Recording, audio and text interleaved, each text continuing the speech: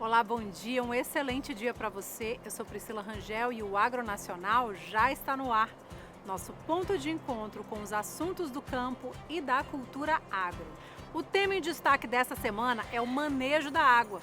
O jornalista Roberto Camargo, no Repórter Rural, mostra a importância da irrigação na agricultura e como criar alternativas para o uso da água no campo. Vamos falar também dos peixes nos arrozais e conhecer o turismo e artesanato na Amazônia. Vamos mostrar ainda como cuidar da orquídea, uma flor que não gosta de muita água. E tem mais, receita de broinha de canjica assada no forno. Fica com a gente, o Agronacional está só começando.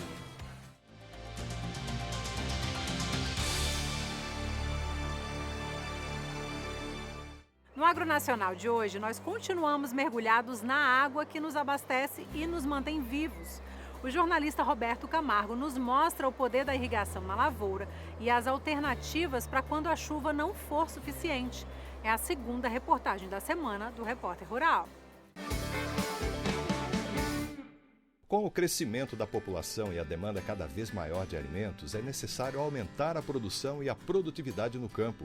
Uma das alternativas é irrigar as culturas nas regiões e épocas em que a chuva não é suficiente. E para reduzir o impacto no meio ambiente, é preciso planejar o sistema com critérios. A escolha do método de irrigação é muito importante, não só do ponto de vista das necessidades da cultura, mas também da economia da produção. O que você pode falar em termos de métodos, de uma forma comparativa, os métodos disponíveis para irrigar plantas? Bem, os métodos, eu vou começar pelo método, então, o mais gastador de água, que seria, e o mais caro, seria a inundação, no qual aqui no Cerrado é inviável. O segundo seria a aspersão, que o mais comum é a aspersão por pivô central, tem também a aspersão do sistema convencional, tem a microaspersão, são três sistemas no qual a aspersão por pivô central gasta mais água, um pouquinho menos o sistema convencional e menos ainda a microaspersão. Elas são adequadas a algumas culturas. Por exemplo, no trigo tu não vai poder usar a microaspersão ou gotejamento, que é uma cultura que tem uma alta população por hectare. Então a aspersão, mesmo que gaste mais água, é a mais viável para essa cultura. São culturas que têm muita importância do ponto de vista social e do ponto de vista econômico de um país, de uma região, do estado. Já culturas como a uva, que nós vimos aqui, são culturas que trabalham com 2, 3 mil plantas por hectare, então o gotejamento se adequa muito bem. Ou então até a microaspersão, só que por questões sanitárias a microaspersão não seria muito viável, o gotejamento é melhor. E tem também culturas tipo hortaliças, que são plantadas em linhas, que pode-se explorar ou irrigar mediante os sulcos de irrigação, só que são métodos também muito gastadores de água e ocorre muita perda, muita erosão. Isso aí torna-se essa atividade, esse sistema de irrigação cada vez menos usando, né, usa-se menos, porque ele não é tão eficiente. Aí acaba sobrando a microaspersão, o gotejamento e o pivô central e a aspersão para grandes culturas. A escolha de um método menos indicado à cultura e ao tipo de solo causa desperdício e prejuízo na certa. O produtor sabe disso. Das maneiras, ela no solo, ela vai aprofundar no solo uma quantidade de água sem necessidade. Em 1 metro quadrado que você poderia, no gotejamento, você ter ali 3 litros de água, que seria suficiente, você gasta 100. Então, de outras palavras, 97, veja a porcentagem, 3 litros contra 97 litros, se perdeu. Com isso, o segundo é o prejuízo que traz sobre a questão da adubação que ela leva junto. Adubo é dinheiro, na verdade, desculpa, adubo hoje é ouro. E temos outra questão. O excesso de água, por exemplo, como a da aspersão, nós traz muito problema de doenças para as plantas e é necessário aí agora você gastar novamente dinheiro para fazer o controle. Seja ele o controle convencional ou biológico, que é o meu caso, mas é dinheiro também sendo jogado fora. Tudo por uma simples questão, falta de uma tecnologia adequada de água consciente, bom para mim, bom para o meu bolso e bom para o meio ambiente. O conhecimento sobre a água, o solo e o clima é essencial para que o produtor escolha a cultura adequada para as suas condições. O resultado é aqui. Dá para imaginar uma cebolinha com essa qualidade? Bom para quem produz, melhor ainda para quem consome. Aqui está o sistema radicular de uma planta, né, de uma hortaliça. E se a gente observar, a maior parte das hortaliças não passa de 20 centímetros de profundidade. A planta precisa de água no pé dela. Ela não precisa 1 metro depois do pé. Ela não se a depender da cultura, até que eu não questionaria. Mas a maior parte das culturas que eu conheço e tenho trabalhado, a água no pé tem sido suficientemente, e ainda alerto mais. Mesmo gotejamento, não é necessário um volume muito grande de água, senão até o próprio gotejamento você termina também sendo prejudicial à planta por molhar mais do que o necessário. O manejo da irrigação em solo arenoso é diferente do solo argiloso. No solo argiloso ele absorve mais água, então você pode fazer essa irrigação num momento só, ou em 2 momentos, durante o dia. Já o solo arenoso, como ele perde água, né, por infiltração, você pode dividir essa irrigação em 3, 4 momentos, dependendo do sistema de irrigação do produtor. Sistemas de produção que gastam o mínimo de água na irrigação trazem muitas vantagens ao produtor. Cada vez mais, os mercados mais desenvolvidos e mais exigentes, como a Europa, estão sendo muito assim, atuantes nisso aí e querem propriedades rurais, atividades que gastem menos água. Então tem uma pegada hídrica menor. Além disso, o gotejamento ele permite uma melhor sanidade nas plantas que estão recebendo esta água, porque não ocorre um molhamento das folhas, não ocorre um molhamento dos caules, consequentemente não vai criar um ambiente favorável para micro-organismos, no caso bactérias, fungos e outros. E ao mesmo tempo o produtor rural gasta menos energia, porque como ele vai bombear menos água, ele vai gastar menos energia elétrica na condução dessa irrigação. Consequentemente ele vai ter mais vantagem. Então é vantagem ambiental, vantagem para o consumidor que vai ter um produto mais saudável, vantagem para a planta que vai estar mais sadia e vantagem para o meio ambiente e para o produtor rural. O conhecimento é a base para a tomada de decisões. Um bom exemplo disso no campo é a água. O produtor bem informado vai saber usar melhor esse recurso e obter o melhor resultado na sua atividade.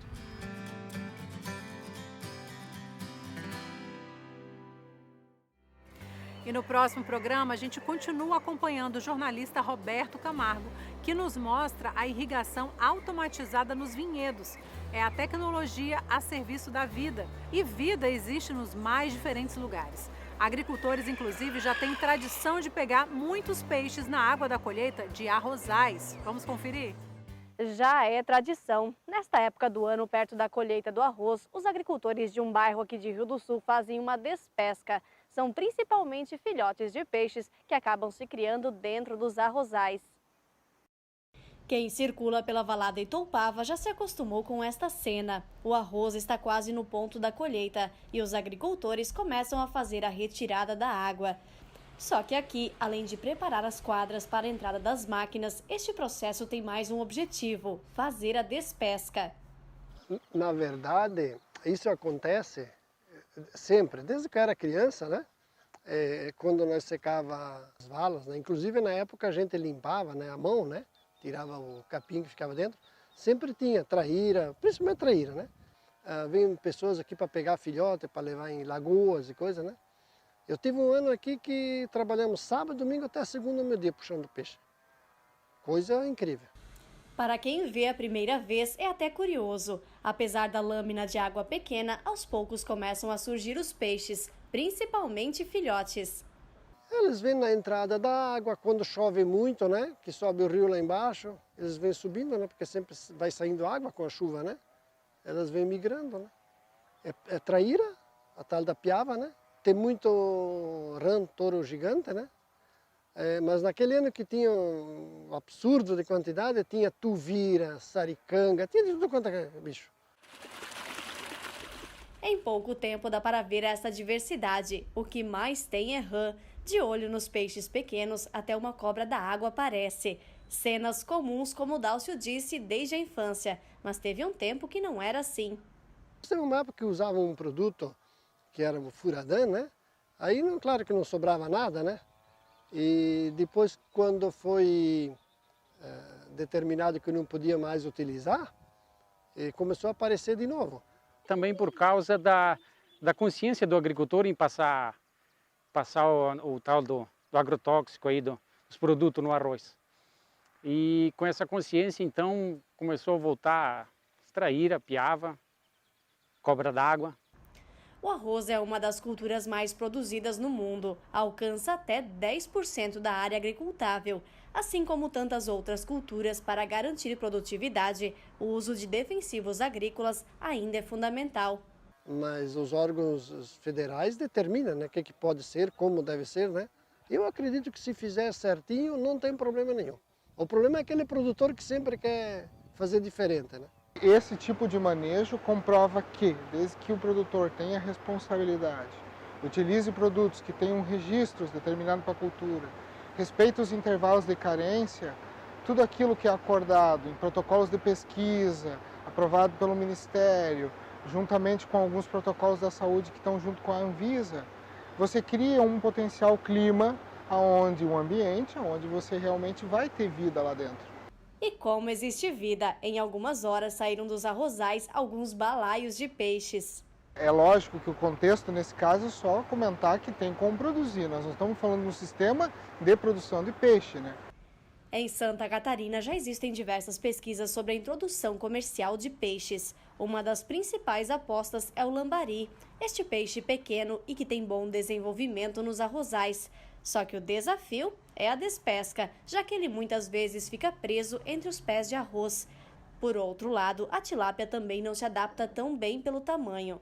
Mas é lógico que a pesquisa vem afinando para que isso chegue em algum momento, que se chegue a fim, ou vão mudar a espécie, ou vão ter que mudar um pouquinho o manejo do arroz para que se tenha uma produção e que se integre as mesmas, né? Mas é claro que o foco comercial passa bem longe do que os agricultores buscam aqui. Põe na lagoa para reproduzir lá e para depois, a hora que tiver no tamanho, consumir. Agora a gente faz um rápido intervalo, mas no próximo bloco você acompanha a cadeia produtiva de turismo e artesanato na Amazônia.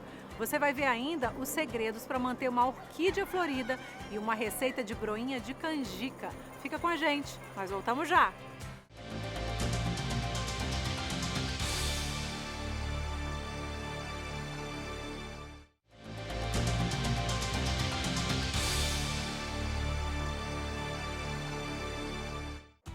Estamos de volta com o Agro Nacional, nosso ponto de encontro com os assuntos do campo e da cultura agro.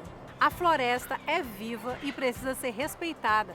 É dessa forma que a Fundação Amazônia Sustentável trabalha no Amazonas, seja na agricultura ou no incentivo ao artesanato e turismo da região. É o que nós vamos ver agora em um trecho do documentário Turismo e Artesanato, gentilmente cedido pela FAS, Fundação Amazônia Sustentável. O turismo ele aconteceu no exato momento que teve a transformação, que entrou a RDS e que teve o apoio da Fundação Amazônia Sustentável na categoria de desenvolvimento, que foi quando trouxe a construção do núcleo aqui para dentro da comunidade. E aí, pegando esse gancho, aconteceu de os visitantes que trabalham com parceria com a FAS, veio visitar e acabou gostando, e uma vez que eu tinha estrutura, que já estava construída, mas falta de oportunidade, estava fechada há 5 anos, e tive assim, o incentivo de começar a trabalhar com turismo. A mulher do meu tio, que ela é aposentada, ela não trabalha na pousada, mas ela vende goma para cá para pousada, ela vende galinha caipira, farinha mesmo. Quando ela tem aquela macaxeira, ela vende, então também ela é beneficiada através da pousada. Ela não trabalha aqui com a gente, mas ela ganha.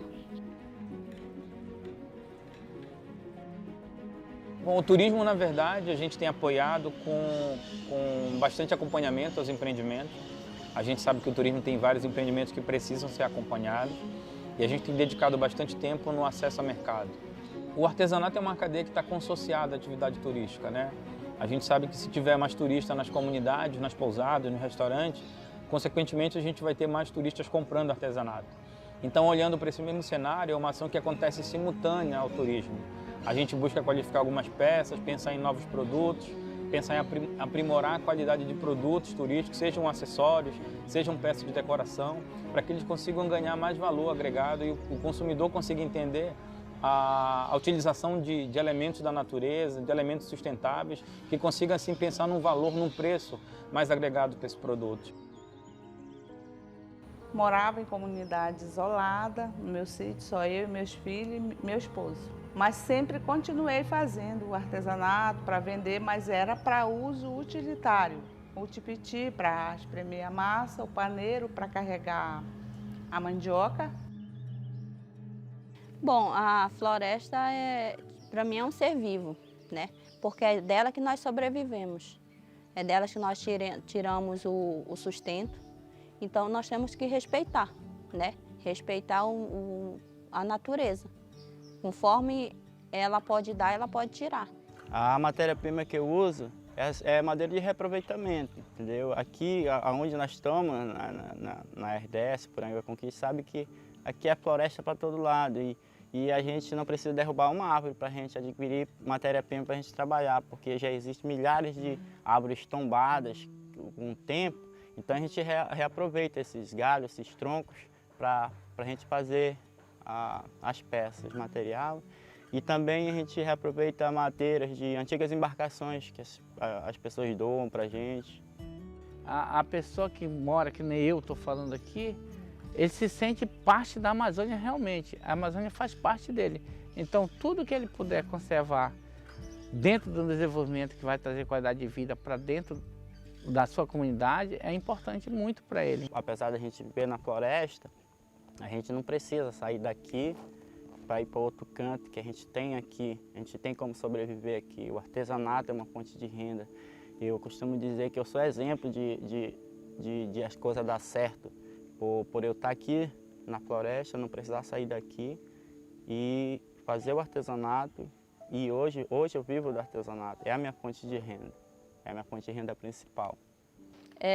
A gente obtém muitos conhecimentos, né? Porque assim como eles podem trazer de lá, da onde eles vêm, a gente também pode obter, eles levarem daqui da comunidade muitas coisas que nós temos aqui, principalmente para esses países que não tem muitas florestas, essas coisas assim, rios. E eu acho que a gente tem muito aprendido assim com essas outras pessoas e eles com a gente também. O olhar de quem vem para cá é ver floresta, ver água, ver a natureza em si. E nós, querendo ou não, nós faz parte dessa natureza. Então acho que a pousada evoluiu muito.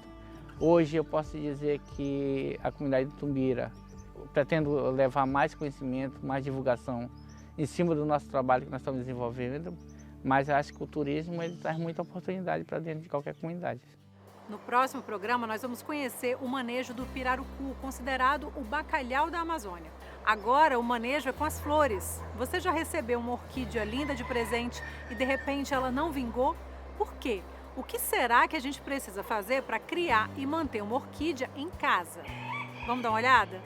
Hoje é dia de dica para você que nos acompanha e olha só onde eu estou. Eu estou aqui com a Cris Gregório, que vai dar uma dica muito bacana. Olha que gente, que coisa mais linda esse coqueiro no vaso, lotadinho de orquídeas. E ela vai ensinar como fazer a sua orquídea da flor e logo depois fazer um arranjo natural com essas orquídeas. Seja bem-vinda, Cris. Obrigada, Júlia. Obrigada a você que nos assiste.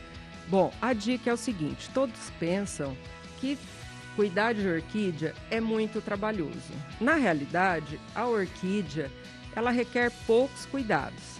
Então eu tenho aqui um coqueiro fênix. Como o meu espaço é pequeno, ele está num vaso. E a orquídea, ela ama o coqueiro fênix. Eu amarro cada muda com o saco de estopa, algumas voltas, para ela poder reter a água, né? Então você vai amarrando toda a extensão dela. A dica para dar flor é o seguinte, eu não deixo no sol. Ela fica num local que é quente, mas não bate o sol direto. A orquídea não gosta de muita água, por isso o vaso dela é furado. Então, a cada 2 semanas, a gente aduba com um adubo específico azul de floração. Quando não está na temporada de flores, a gente aduba com o adubo de manutenção. É muito simples. Eu vou mostrar para vocês qual o adubo e como que a gente aplica. Aplica em toda a planta, exceto na flor. Vamos lá? Esse adubo azul é de floração. A medida dele é o Peter 094515. A gente usa somente 1 colher de café por litro. Coloca num borrifador e usa todinho na planta, exceto nas flores. Isso a cada 15 dias. Então agora, com a maravilhosa orquídea, vou fazer um arranjo para colocar dentro de casa. Colocar a orquídea nesse vaso simples não fica tão bonito. Então a dica é a seguinte: você pega uma vasilha, aqui eu tô com uma bowl de decoração mesmo. A gente vai colocar a orquídea com o vaso todo aqui dentro. Se você tiver uma outra vasilha e não for tão bonita, você pode cobrir essa vasilha com um tecido de juta para esconder se for de plástico, por exemplo. Então aqui nós colocamos a orquídea muito linda, maravilhosa. Eu vou tentar esconder esse arame dela ficar pendurada, né? A frente da orquídea está aqui. E agora eu vou cobrir todo esse espaço vazio com as cascas de pinos. Se o espaço aqui for muito grande, você forra com jornal para deixar o pino somente na parte de cima. Gente, olha que maravilha que ficou depois de pronto. Deu uma outra cara no vaso, né? Ficou muito lindo. Qual ambiente que pode colocar? Então, esse vaso ele pode ficar dentro de casa, em qualquer ambiente. Os cuidados serão semelhantes aos que estão externos, porém observando que pode ser menos água diariamente, né? Evitar muita água, pode adubar também se for, e se possível que ele pegue alguma luminosidade próximo de uma janela, de uma porta. E vamos agora enfeitar a casa, porque ficou maravilhoso o nosso arranjo. A gente acabou de ver aí orientações para fazer um arranjo natural de orquídea, né? Agora nós temos as dicas para uma receita saborosa de broinha de canjica assada no forno. Anotem os ingredientes.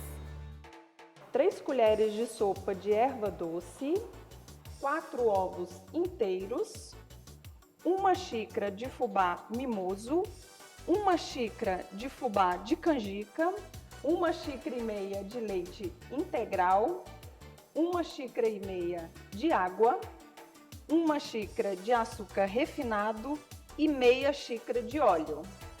Olá pessoal, tudo bem? Eu sou Érica Michele, da Escola de Culinária Arpia, e hoje vou ensinar para vocês uma receita de broinha de canjica. É uma broinha úmida por dentro e por fora ela é muito crocante. Vamos à receita? Primeiro passo aqui, a gente vai estar colocando todos os líquidos na panela. Não tem uma ordem certa, tá? Então aqui tem o leite, a água, o óleo é da sua escolha, o açúcar refinado. Eu vou misturar aqui só um pouquinho. Receita bem fácil, muito prática e deliciosa. Agora eu vou colocar aqui o fubá mimoso. E aí eu já posso acrescentar o fubá de canjica, tá? Para não empelotar, qual que é a minha primeira dica aí para vocês? Tem que misturar bem enquanto tudo está frio, para depois a gente estar colocando aí ao fogo. Quando estiver tudo misturado, nós vamos adicionar aqui a erva doce e vamos levar agora ao fogo. Aqui ele vai começar a cozinhar e já já eu mostro o ponto para vocês, tá? Ele vai desgarrar do fundo da panela. Após os 5 minutos, olha só o ponto que fica. E aí agora a gente precisa que essa mistura dê uma esfriada para eu estar adicionando os ovos. Então eu vou dar um tempinho aqui e já já eu mostro para vocês aí como que eu vou estar colocando os ovos aqui na nossa receita um a um. Aí os ovos eu não coloco tudo de uma vez, eu coloco aos poucos para facilitar, para mexer mesmo. Aí agora eu vou estar adicionando o último ovo, vou estar misturando.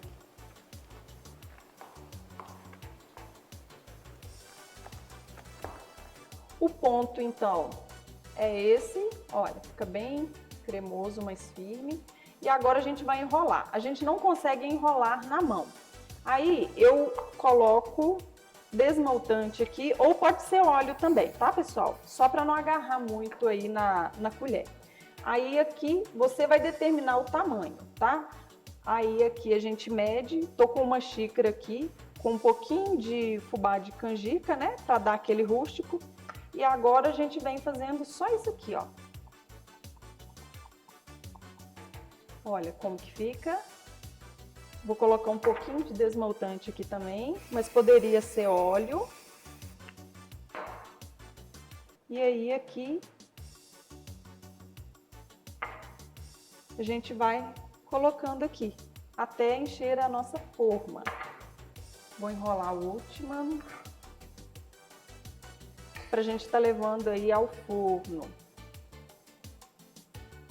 Aqui. Prontinho. Então aqui eu vou levar ao forno, vai assar aproximadamente 30 minutos em 180 graus. Então, pessoal, após 30 minutos, olha só. Olha que bonito. Totalmente assada. Então, tá pronta nossa broinha.